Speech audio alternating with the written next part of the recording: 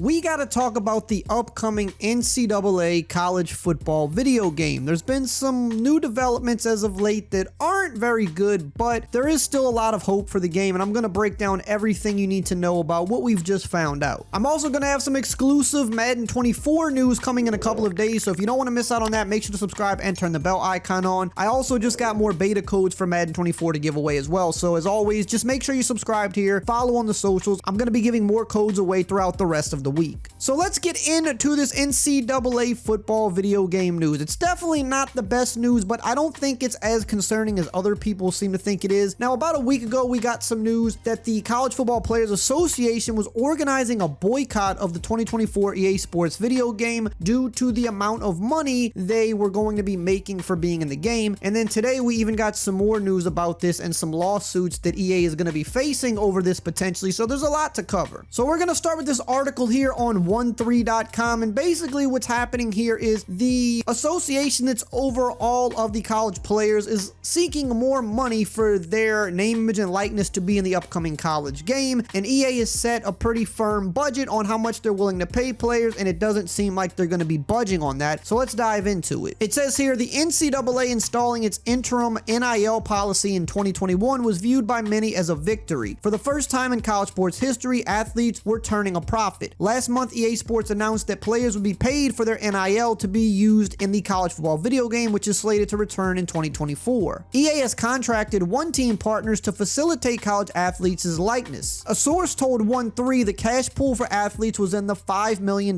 neighborhood, which would pay out to $500 per player. Sport Rico has also reported that there are no royalties. Now, the vice president of the College Football Players Association does not think this is enough money, and he said all current players should boycott this deal. It's an opt-in deal, and they should not opt into it. It's just a ridiculously low amount of money given the context and the hype that surrounds this game. When we first heard the number, we were like, all right, that sounds low. Let's go figure out if it is low, and started talking to guys. Talked to some of my friends, some guys who are still playing in the NFL. So what are the NFL players getting paid for Madden? And the numbers we were given were from 2019. It was disclosed that they got, I think, about $17,000. And then a current NFL player told us that he got a check for $28,000 this year for Madden. So currently, as it stands, the leaders of the Players Association are under the belief that if they can kind of keep an organized effort going, they can create change. Neither of them disclosed what an ideal number would be, though. When the Ed O'Bannon case was settled in 2016, about 29,000 players who appeared in college football and basketball video games were paid out an average of $1,200. It says here, we really think this can be a unifying effort because it's such a clear target and clearly a bad deal. For the top athletes, it's expected they will be able to sign one-off marketing deals to promote the video game. Those endorsement deals could make up for the dollars lost from the $500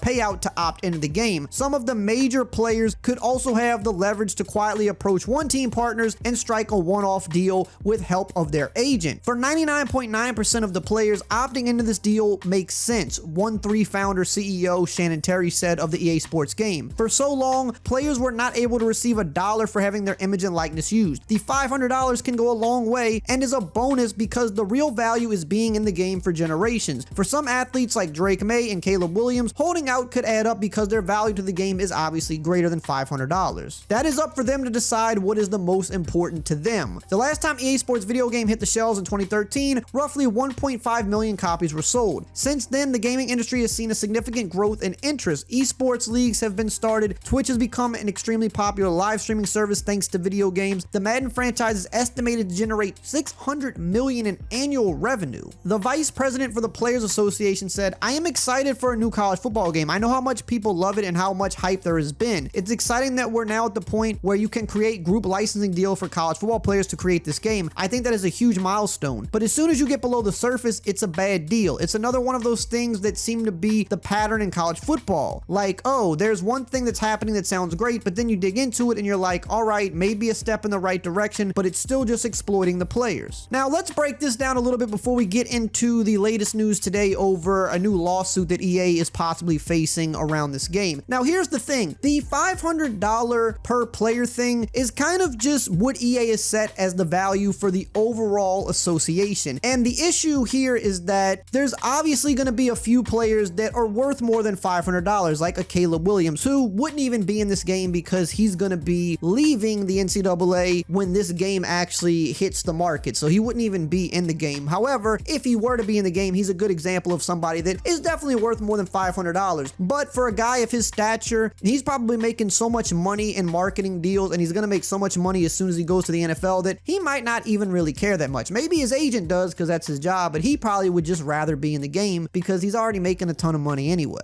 But outside of the big name guys, for the far majority of the players they're licensing, $500 is probably actually more than they're worth when you really break it down. Most of these players will not make it to the NFL. Most of these players won't even be heard about a year from now, and they're still getting money to be in the game. Now, a lot of players who have been asked about this, since this was announced that it was coming back, most of them said that they just want to be in the game. They don't even really care about being paid. They just want to be in a game. And if you think about it, if you're a 19 or you're a 20-year-old, the idea of being in a video game is probably cool enough for you. Obviously, some people are going to want to try to maximize and get more money, but really the people who are trying to get more money are the people that are over the association, which they're supposed to. That's their job. So let's look at some of the numbers here, because there was a Twitter account that kind of spoke about this a few weeks ago and really broke it down. He said, at 11,000 players, that's roughly $5.5 million in payouts. NCAA 14 sold 1 million copies, which at $50 each, that's about $50 million. EA Sports is offering 10% of the gross from their last game, despite massive AAA dev costs, team and bowl fees, and it's still too low? ?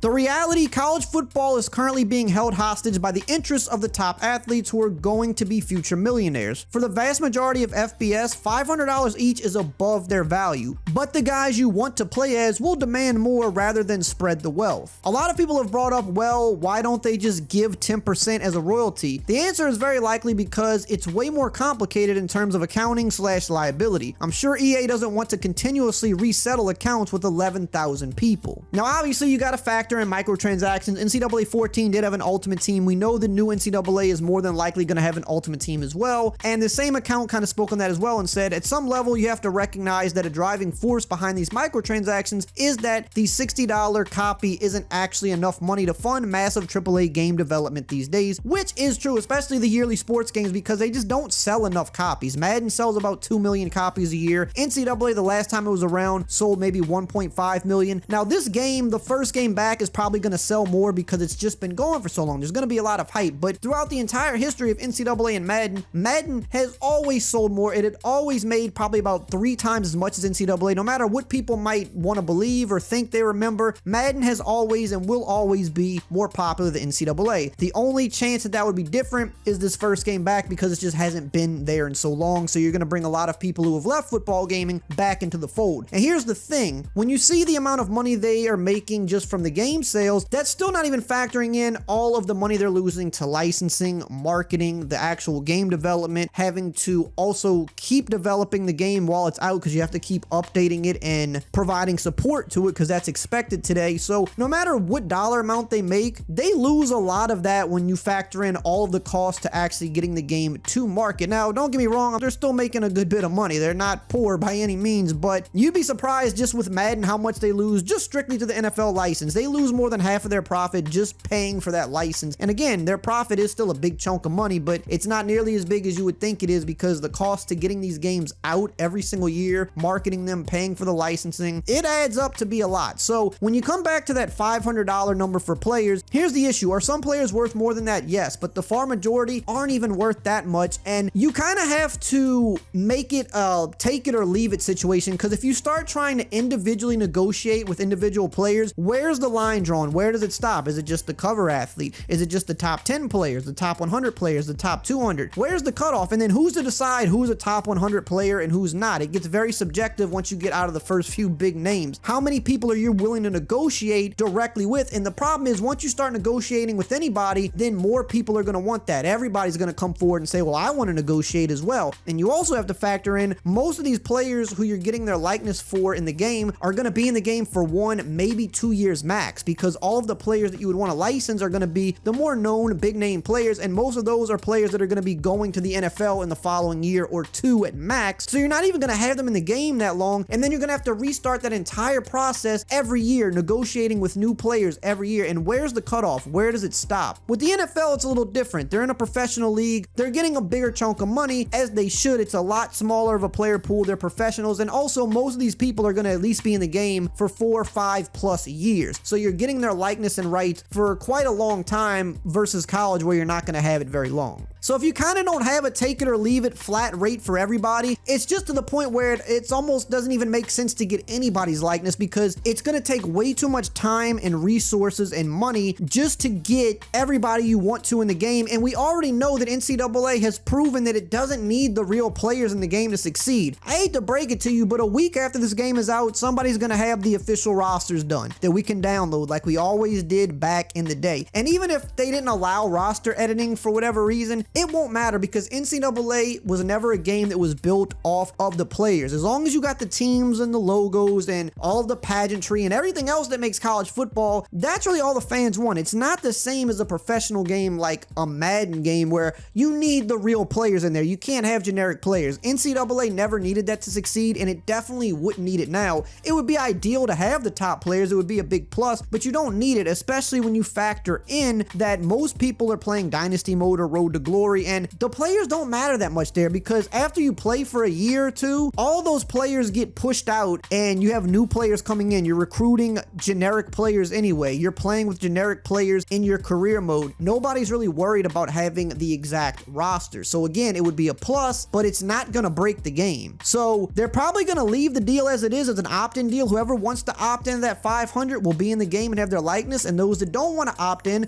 they'll just be replaced with a generic player whom will be edited after the game is out for a week, and we'll have basically the real rosters anyway. Even if we don't have face scans, again, we don't really care about that. That's not what's going to make or break this game. Now today we got some more breaking news around this, and it says the Brander Group is suing EA Sports over college football video game. It says less than 2 weeks after College Football Players Association called for a boycott of the video game, the Brander Group has filed a lawsuit against EA Sports in the Northern District of California for tortious interference. Front Office Sports was the first to report this news, but 1-3 has obtained a copy of the lawsuit. The Brander Management, Marketing, and Licensing Agency allows for the collective use of student athletes' name, image, and likeness in licensing and marketing programs, co-branded with the institution's logos and marks. TBG facilitates group licensing opportunities on behalf of the student athletes and represents more than 54 Division I institutions. Athletes have the option to enter into the group licensing deal according to TBG. Despite being in the running to win the contract with EA Sports, the video game brand contracted One Team Partners to facilitate the college athletes' likenesses. A source told 1-3 the cash pool for the athletes was in the $5 million neighborhood, which would pay out to $500 per player. Now the agency is arguing EA is causing irreparable harm to TBG and the athletes it represents. The proposed compensation is far below market value. Unfortunately, EA Sports is trying to avoid paying collegiate football players a fair price for their participation in the game, continuing the pre-O'Bannon pattern of large corporations taking advantage of young student athletes and capitalizing on their name, image, and likeness, the lawsuit states. So right now, it's just a big mess, but at the end of the day, I don't really see much changing with this. I think they're going to leave their deal on the table, and it's going to be a take it or leave it, and I would imagine more players than you think are going to take it, because most of them simply don't care that much and want to be in the game. Most of these players have no way to make more money than this anyway, and the ones that can make a lot of money probably aren't that worried about how much they're going to be making just to be in a video game. They just rather be in it. Obviously, some people are going to hold out. Some people's agents are going to tell them not to go through with it, which is fine. The agent is still looking out for their best interest, and at the end of the day, being in a video game isn't that important at the end of the day. But I don't see this as some big issue for the game coming out like others seem to think it could be a problem that prevents the game from coming out. The game was always going to come out even if they could not secure the rights to players, and they said that. They said that they ideally would like to get the rights to the top players for every team, but if they couldn't, they would just go with generic players as they did back in the day. They've already put way too much time, money, and resources into developing this game, and it's getting close to being done. We're less than a year away. They're not just going to scrap it at this point. EA is not about to take that kind of a loss because they don't need the players to sell the game. They never have, and they never will. It's just kind of the icing on top. But if you've looked through even my own comment section, every time I bring this up in NCAA videos, so many people are saying, I don't care about the rosters. I just need the modes and the gameplay to be good. We can do the rosters ourselves, or I'm playing Dynasty mode. The roster ain't going to matter. matter after a season anyway, because it's going to be all new players. And that's really the gist of it. There's going to be some real players in the game. There's going to be some people that opt out, but this game, unless something else massive happens, this game is going to come out, and hopefully, you know, everybody comes to an agreement. Hopefully all these things get settled, but one way or another, we're still going to be playing college football, and I just don't really see any way around it at this point. Now, if you want to know about some big features that we can expect in the upcoming college football game, make sure to check out this video right here on the screen.